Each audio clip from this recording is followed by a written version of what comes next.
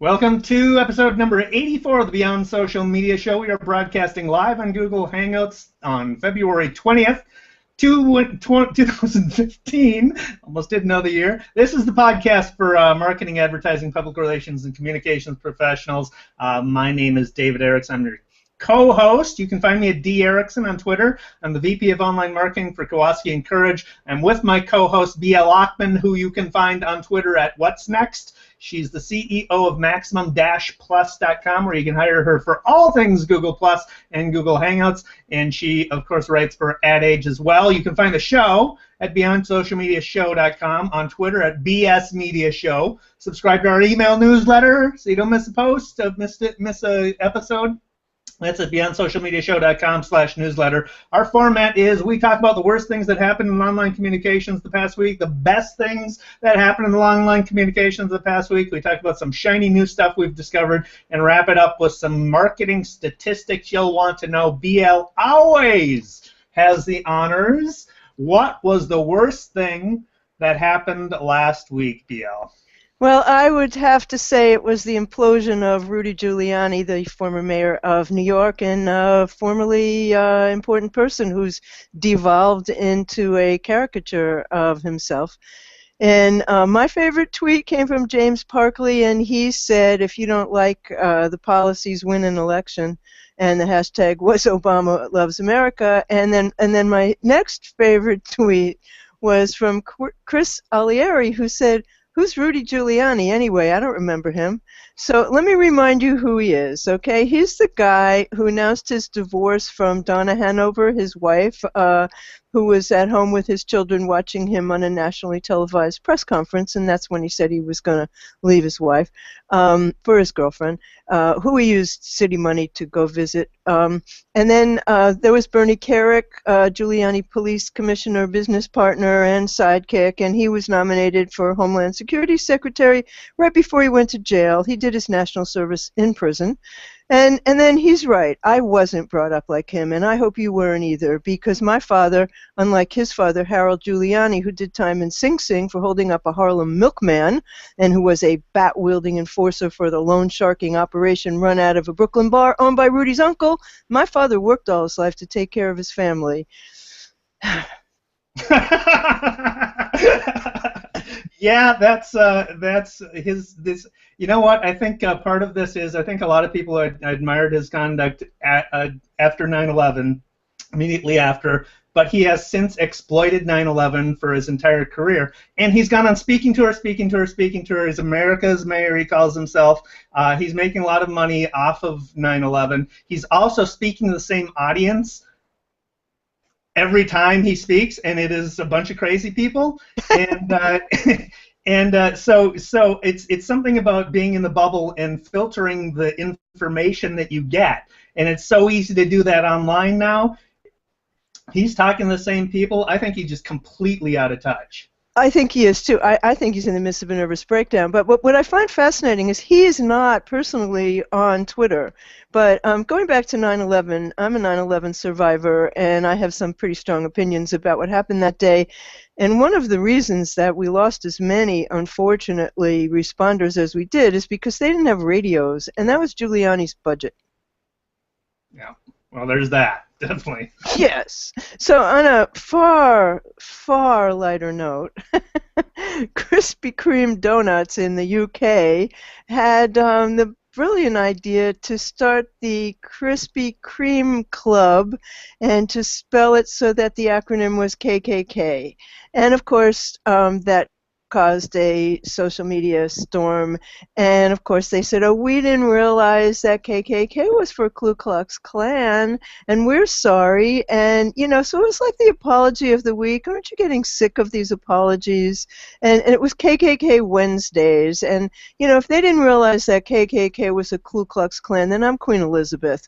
So in a post on the Marketing Apology Roadmap, was what he called it, Kevin Ryan in Search Marketing Daily said, perpetrate one of these blunders and you may be eligible for a public apology boost from BP to Chrysler, Edelman, DiGiorno, Sony Pictures, and U.S. Airways. When you do something patently stupid, you get many of the same lift benefits for the brand because you get earned media. No such thing as bad publicity. Well, really there is, but market your apology, and marketing.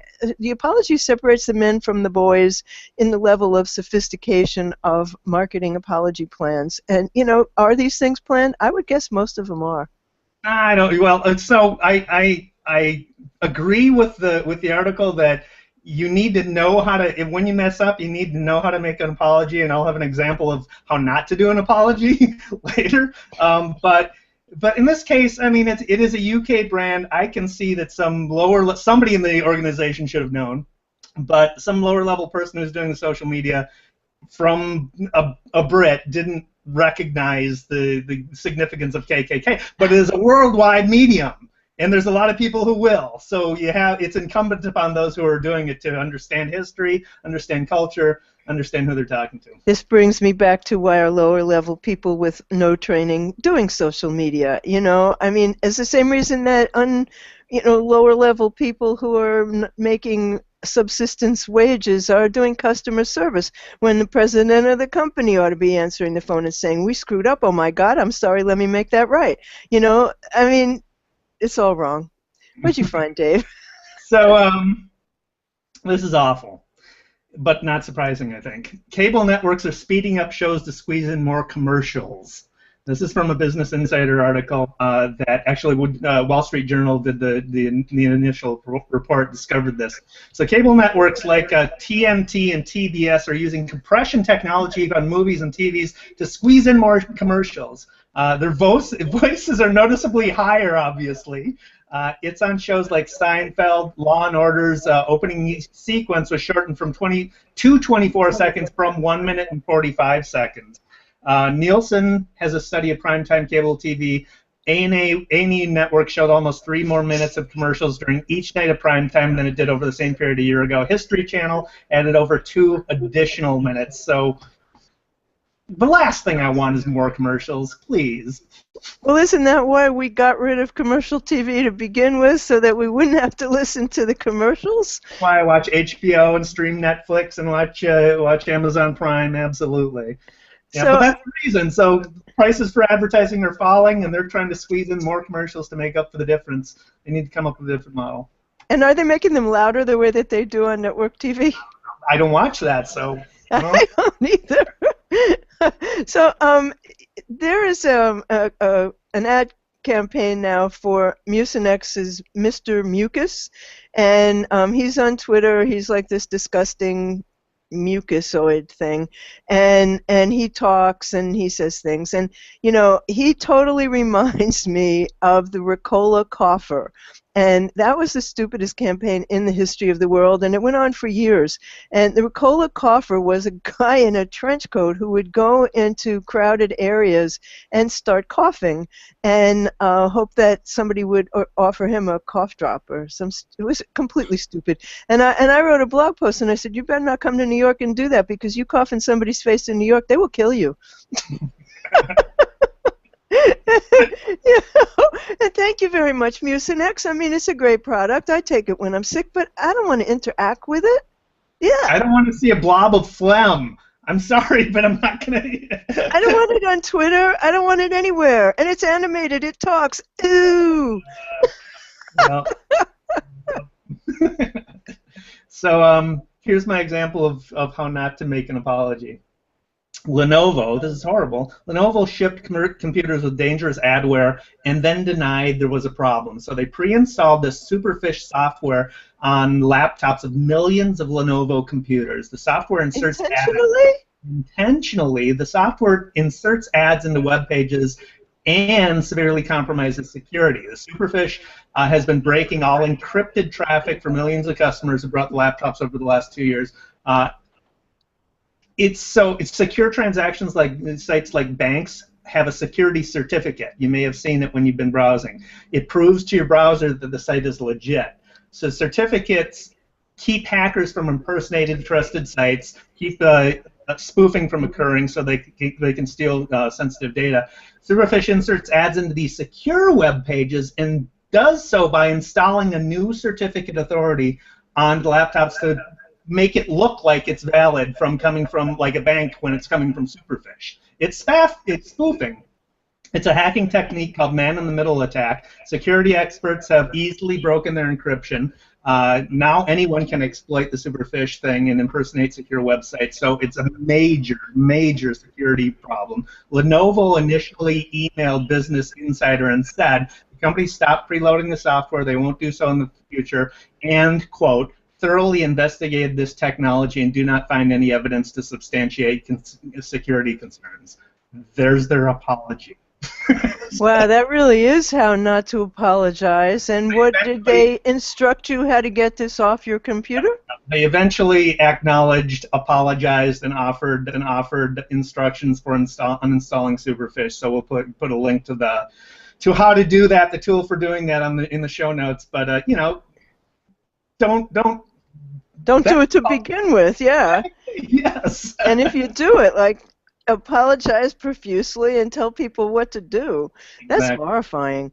You know, that really is. I just want to. I'm looking at 2 Lenovo computers right now, and these are the last Lenovo computers I'm going to have. Oh my. Just a little housekeeping. Comment tracker, bless his little heart, just refused to work today. It's been working so well all week for me in Hangouts, and everything's been hunky-dory. It worked for us last week. It will not work today. Don't know why. I suspect it's because I'm using Chrome. Thanks, Google.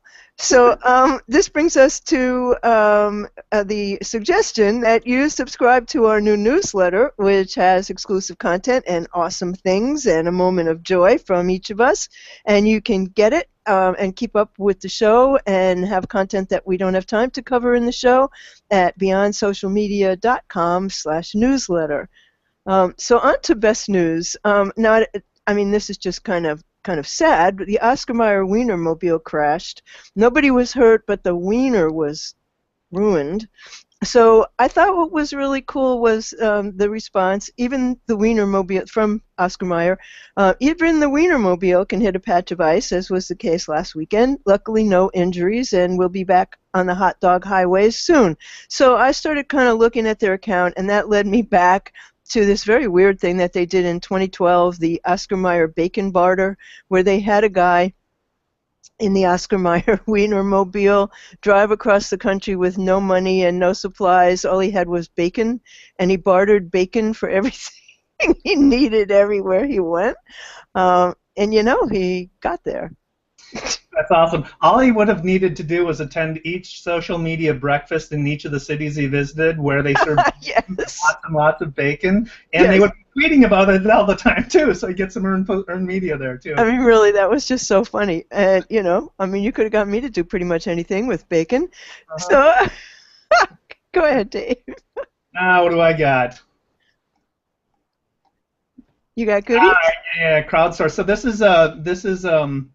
this story excited me because I thought about it long ago.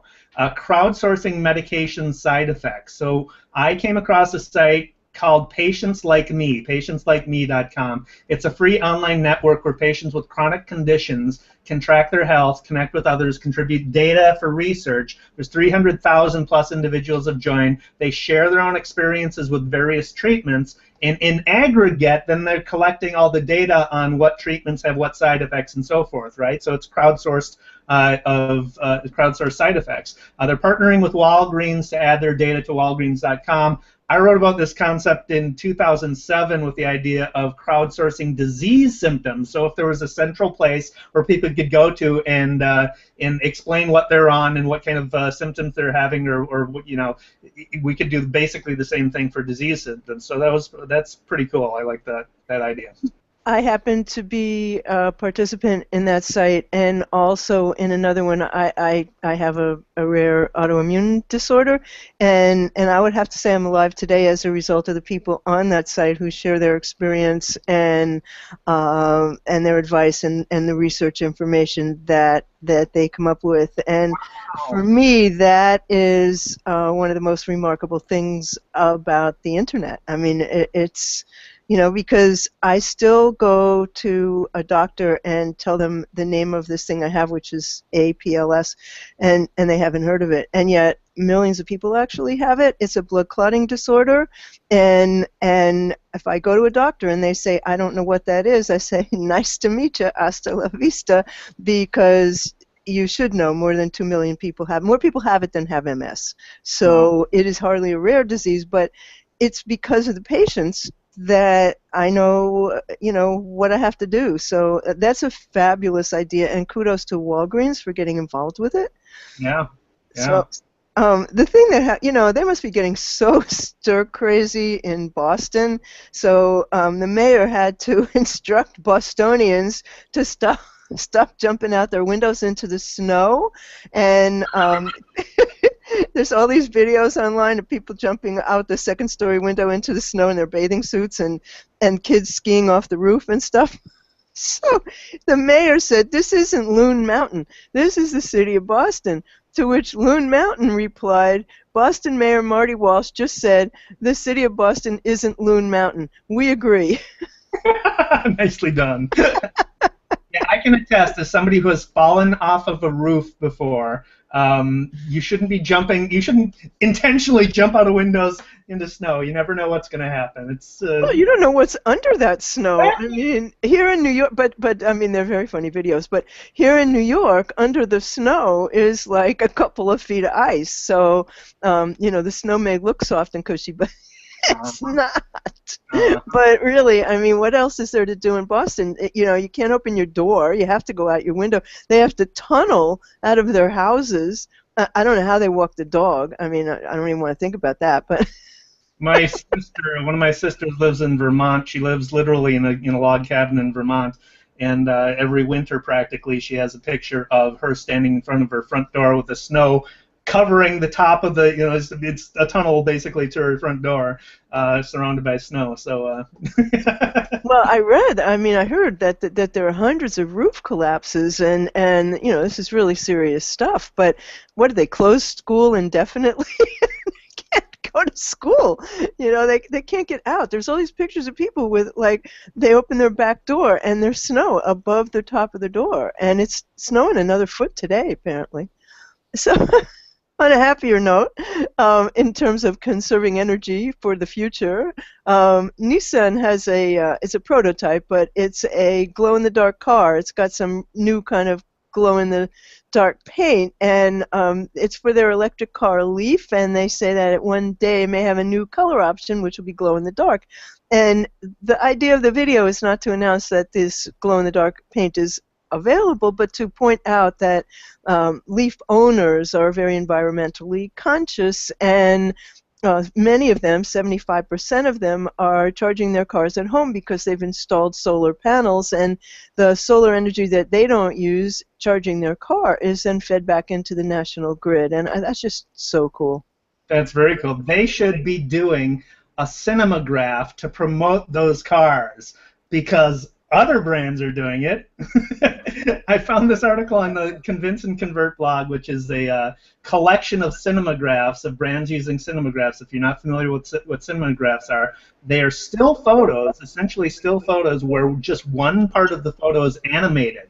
So you might see somebody in an environment, and their one eye will wink at you, but everything else in the photo is still. It's sort of a combination between, maybe it's a hybrid of a GIF. It's a weird combination, but they're very visually compelling, because you don't see that. It's sort of, you don't see that type of a format much. So Chanel is doing one. They have a model with a headpiece of sparklers that sparkle and spell Chanel out on the top of her head. Coca-Cola has one with the can sitting in front of a swimming pool, and in the background the water is sparkling and waving and stuff. Honda has one with a new truck that they're introducing, the Redline truck. There's a very cool sketch of it, and the clouds are flowing by in the background. So if you haven't looked into cinemagraphs, definitely look into it. They can be, in this time where nobody pays attention to anything because our attention spans are 2 seconds long, they can be something that grab people's attention. That's an update on where you had a black and white photo with one part of it in color. That was, is there an app for that, Dave? If there's an app for that, I'm sure you're going to find it. I tried a couple of them, but I couldn't get them to work very well. I right away, so I got frustrated and quit. So maybe. Well, this isn't exactly an app, but it kind of is. It's a new baby-making station on Pandora that's sponsored by Huggies, and it's an ad-free station, and it has uninterrupted sexy music. So the first song that played when I tried it was Marvin Gaye's "Let's Get It On." So That's so good. That's so smart and so funny. I love Pandora. So I got a Pandora one too. Yes, I saw that. Pandora has audio. They're introducing a new feature called artist audio messaging. So it's audio messaging for musicians. It's a pilot test to allow artists to send personalized audio messages to their listeners on Pandora. So currently, only a small number of artists. Lenny Kravitz, he's always doing something like this. Is doing it.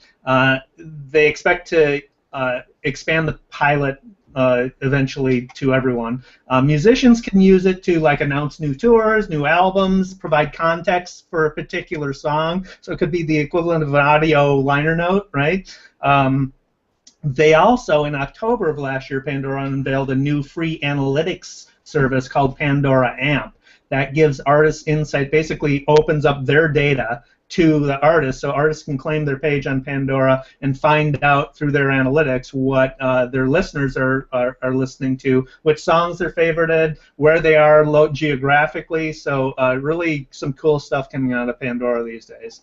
For marketing, indeed, yeah, that is very cool. I'm impressed. I guess this would have to go in the apps category. I have a computer injury, so I learned this week that, thank you, Donna Papacosta, that you can have SIRI on your MacBook Pro, and you can add it to the system preferences for dictation, and it works on every platform. It works on Facebook, it works on Twitter, it works everywhere, email, everything. Problem is that it's probably my way of working, which is to have a couple of browsers open with 43 or so windows open at any given time, and so crash my computer. So I think I can use it just for writing or just for if I was doing one thing at a time instead of multitasking, but that is really, really cool, and I didn't know that until I put that on social media. I said, does anybody have any adaptive technology that I can use, because I'm having a hard time using my left hand, I'm right-handed, and Donna Papacosta said, yeah, you can do that, and several other people said, and somebody gave me the chart and the graph how to do it, and sure enough, there she is, Siri. You can have all these voices, but they all sound like machines except for Siri, who sounds like someone you already know if you have an iPhone. I didn't know that either. I'm totally going to do that. That's awesome. One last quick shiny new tool. Twitter rolled out video uploading, native video uploading, so I just got it this week. You can upload 30-second videos now. You can record directly from the mobile app. You can only upload via the mobile app. So you can record from the mobile app, or you can upload existing video that you've got on your phone. They've got a trimming tool, but there are no analytics. They're giving you just the same analytics as you have with an ordinary tweet. So you're not really getting any play. You just get impressions and clicks on the tweet. You don't get anything to do with the video. So that's really disappointing because it'll come.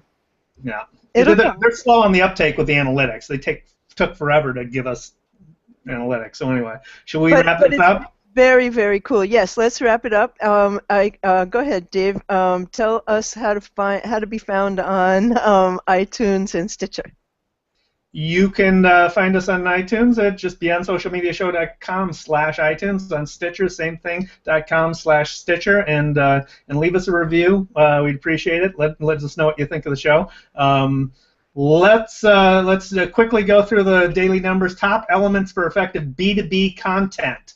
This is from senior B2B marketing executives. 90% said audience relevance. That should be a no-brainer. Engaging and compelling storytelling. 81%. That also should be a no-brainer, but often B2B marketers don't think of how to tell a story, so they often fail that way, unfortunately. Effective delivery of the message. 71%, obviously. Triggers of response and action. 66%.